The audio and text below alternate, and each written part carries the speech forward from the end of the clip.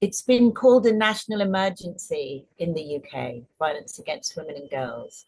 And we're going to be hearing in a moment from some people internationally who've been doing some outstanding work. And then later on, I'll be talking about what we can do in response to the problem. I just want to start, though, with a little prayer. And the prayer was written by a survivor of domestic abuse. And I always like to bring in the voices of people with lived experiences whenever I can. So this is somebody who calls herself Mary when she's speaking about this. And this is her prayer.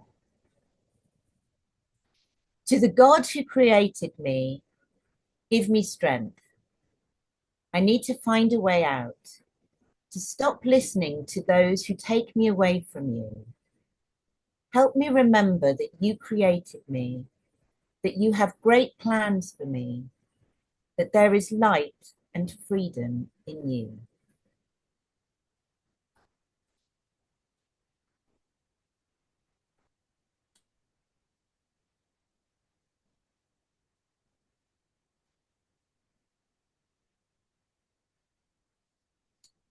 I'm now very, very honored to hand over to our first speaker.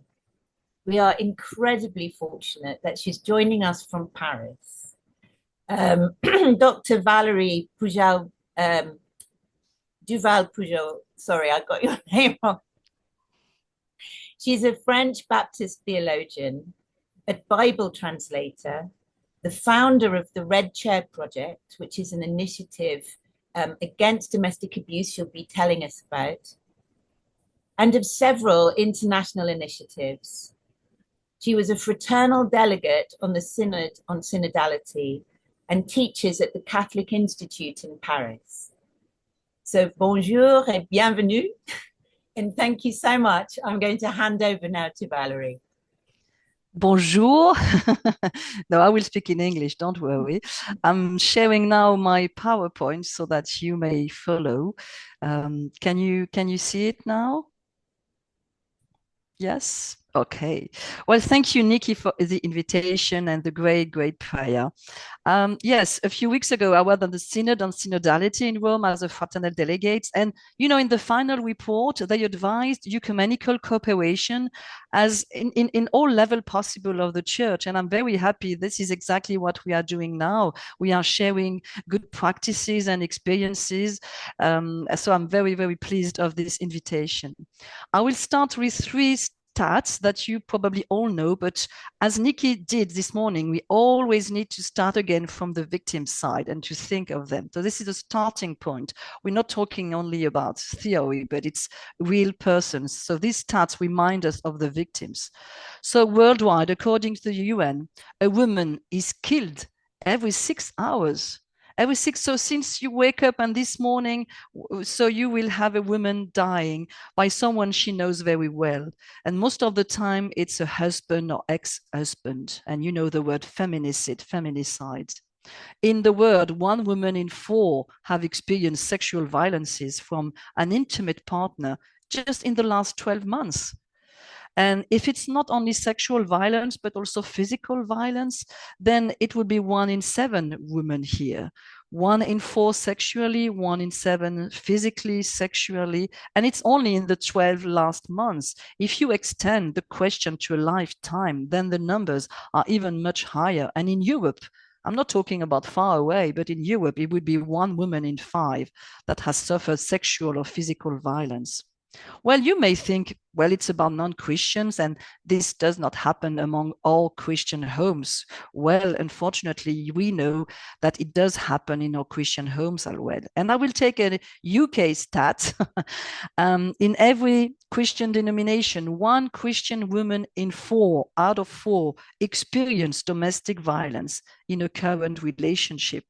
So this comes from the NGO Restored. I'm working with them. They are in the UK, and it confirms many other figures I could give you from other countries that confirm these terrible stats, 1 in 4. So imagine your parish and picture 1 in 4. And also church leaders are being violent. So what do churches do? And I will mention initiatives I'm leading or others I'm involved in. Caring for survivors. I'm thinking of these Baptist and Catholic parishes in Brittany, in Van, who have come together to mend a house and now offer 3 flats for survivors. They were too small to do it alone, but they came together, and together they have changed the face of their town for survivors. I'm thinking of this local church in Africa that is helping survivors to pay the fees for the lawyer to defend them. I'm thinking in French Protestantism, we are launching in January a hotline for victims. They can call 24 hours, seven days a week, and they can be helped in their process as survivor. It had to be independent from the church's leaders and everything. So I'm thinking of 2 examples in the UK, the Wayne Bakery in Leeds. It's a Baptist initiative. The employees are all survivors of domestic abuse, domestic violence. And thanks to that job, they are released from economical abuse and they feel stronger to leave a violent spouse here. And I'm thinking also in the UK, I'm involved with Sharing Group for Survivors. It's a survivors network with Restored Again. So survivors of domestic violence meet online every week and they share. So it's limited in time, 12 weeks, but they will share and pray together and support each other. They also have a devotion on WhatsApp group, and they care for each other, and they have people they can talk to, people who understand. And of course, there is supervision with people who are trained. There is also the care for the authors of violence, and there are so few structures dealing with the perpetrators here. I'm thinking of Salvation Army Foundation, and in France they have 2 centers in Mulhouse and Belfort, so it's east of France, and they deal with violent husbands. Either they have been sentenced and they have done their jail sentence, or they are about to be sentenced. So, and they take time to explain and to make them realize what has happened. And what is incredible is the recidivism rate that has dropped when they have been through this training here. There is also a lot in training and education. I'm thinking of this charter that we have now in many local parishes. It's a charter that says that this local parish stands against domestic violence, and you put it in your church building. And I read you this extract. Our church proclaims that domestic violence, domestic abuse, whatever its forms, is unacceptable, unjustifiable, and totally at odds with Christian faith. I've seen women, victims of domestic violence, entering a parish and looking for some help because they saw the charter. They thought, well, this is a place where I can speak. It also means that we need to do training, because it's not enough to just have the sign, saying here you can get some help. Then if you do a promise, you need afterwards to have the training, of course. And so we have done a lot of training with church leaders. How can they better listen and accompany victims? So we have realized that in most seminaries or school of theology, I'm talking Catholics or Protestants here, they do not have 1 single hour on domestic violence and domestic abuse. So they do not know how to do. And as good Christians, what they think they should do is mediation. So they invite the violent husband in their office and they talk to the 2 together. And then things are getting even worse for the victims. So you never do mediation in case of domestic violence. But or pastors and priests, they don't know that because they have never been taught. So we try to train them after their seminaries, Last week, I was at the French Conference of Bishops, and it was the very first time in their history that they did a training on domestic violence. For many years, they have been only fighting on sexual abuses, and it was a total crisis. But now they also take the energy for the other victims, the victims of domestic violence. And it was the very first. It was only 2 hours for 6 weeks, 2 hours every evening for 6 weeks for people who are doing all the family and couple things in their a diocese, but it was great. It was a first, and it's to encourage here. And last week, I led the very first training on domestic violence and sexual abuses at the Great Mosque in Paris with rabbis, imams, priests, pastors. Well, we could be surprised, but the figures are as awful as, they are for us in their religions as well. So this is something we can do together. We know interreligious dialogues are not always easy, but on specific cases like that, we can do something because this is a common plague here. So we could share, we have shared together good practices and worries, and we have seen that no matter the religion, faith is an aggravating factor. It was terrible, but we have noticed that it's even more difficult for a woman believer to leave because a good believer doesn't divorce, because of the teaching on submission, forgiveness, and divorce. And we were sharing that between the different faiths. We also need Christian literature on this issue, and we need to target all kind of audience. This is what we have done. You need kit tools for church leaders. You need books for larger audience that explains what we are talking about. Why is she staying? People don't understand if you don't explain the cycle of violence. You need books for children, to live in the library of the church. You need book to explain the difficult Bible passages that have been used as weapon, the weaponization of scriptures. So this is my book on the right. Is the Bible sexist? The weaponization of scriptures. This is our responsibility as Christian leaders to fight against this weaponization of scriptures. We need books to help every adult in contact with women to identify the signs of domestic violence. We need books for the preparation of marriage. The preparation of marriage, I did a survey, and most of them, priests or pastors, it's mainly to prepare for the wedding day, but not really, about marital life and the red lines. You need to talk about the red lines before they get married. There is also all the raising awareness. Domestic violence, domestic abuse is a taboo. How do you break a taboo? Well, you need to have initiatives to talk about it. So I just mentioned two here. Thursday in Black with the World Council of Churches. So it's most churches here, and it's a campaign. The concept is on every Thursday to wear black and a badge advocating the fight against domestic violence experienced by women. And obviously, there is also the Red Chair Initiative. I'm the founder of this initiative. Nikki has mentioned it here. The idea is to make the victims of domestic violence visible through a simple gesture. It's an empty seat covered in red or whatever color you want, placed in a church, in a public space, in an event, and you put a sign in the chair, on the chair, saying a place for them. These women should have been with us, but they are not. They have died of violence by their intimate partners. Here you have the sign in English, and you see we have put the stats from the UN globally. Every 11 minutes, a woman or girl dies at the hands of an intimate partner or family member. Yes, since I have started talking, already one has died. And it's an excellent it's excellent at raising awareness and inviting conversation. So we mainly do it around the 25th of November and also the 8th of March, but many other occasions. And here are some pictures just to help you. So normally we only choose one, but in this picture, in this cinema, they had made in all the room, in a gym class, in a train station, in a room for teachers in a high school, in an airport, in a local parish doing a service. And it's very impressive. I've done it in many places to see how effective such a simple action is. It's liberating the discussion. Oh, I never told you, but your grandmother. And you remember the neighbor, and people start talking about domestic violence, and you have broken the taboo here. And now it has been translated into 10 languages, and it's done in many more countries. Here a picture in Canada in a high school, or here in the UK at the Anglican Communion seat, or here at the chapel at the UN, the Commission on the Statutes of Women every year, where we gather with NGO from all over the world.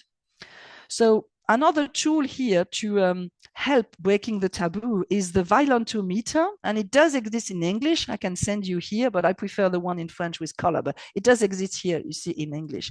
So the violentometer, violence measurer, it's a tool to self-assess a couple's relationship by observing certain behaviors. So you can see green behaviors, everything is fine. Behaviors in orange, it's like a traffic light. Huh? Behaviors in orange, ooh, be careful. And then behaviors in red, warning, danger. This is forbidden by the law. And I have done that with many young people, and it's scaring to see what they find normal, which is absolutely not normal. And it already started with young relationship, and their first relation before they got married. What do they think it's normal? Does he get angry when something displeases him? Does he accept your friends and family? Does he control the way you dress? Does he search your text and emails? And then the young people said, well, of course he does. This is normal. He's my boyfriend.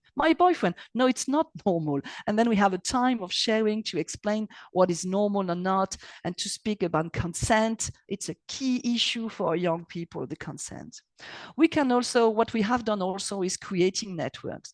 As Nikki has said, we need to create networks because we are, each of us, fighting against something. And sometimes we reinvent the wheel, we start from scratch, and others have already done something, and we can share resources, and we can support each other, and we can pray for each other. So I'm thinking of the CNIDA. I was a co-founder, Christian Network to End Domestic Abuse. It was mainly with the World Evangelical Alliance, but we have chosen the word Christian because it includes everybody, even Catholics. So we meet on Zoom like every 2 or 3 months, and we share good resources, good practices, and we pray for each other. And I'm also thinking of the standsagainstdv.net website. This is with the Baptist World Alliance. Nikki said I'm a Baptist, and it means we have gathered on the website all the resources we find, Christian mainly, but also non-Christian, in different languages, in French, in Spanish, in English. What does exist already on domestic violence, like the charter I mentioned to you, or books, or also movies and songs. We need the arts. We need the arts to help us to help people to understand what is happening here. We also try to collect testimonies of survivors, reading, writing, publishing testimonies. It could be a podcast, it can be, because it gives a voice. It's not only stats, it's real people, and it does help to understand. And we also need to conduct surveys in order to have stats. So I mentioned the stats in the UK, but they are for church believers, church goer, and we could need stats in our own confession, because many people do think that, well, if you don't have stats, then it doesn't exist. As long as you don't have stats, people can deny the importance or reality of this violence. So we need to encourage here the stats, the importance to have some stats. And we also need, last but not least, advocacy. We need advocacy to change the laws. When it's not too bad in the UK or in France, not too bad, but we know it's not perfect yet, and there are still a lot to do. But we also need to stand in advocacy for our sisters in Europe or in the rest of the world, where, for instance, marital rape is even not recognized. If you go to the police and you try to complain, they will say, well, ma'am, this is your husband. So marital rape, for instance, is recognized in so few countries. So we need to stand there and to do advocacy. One of the places for that is the UN.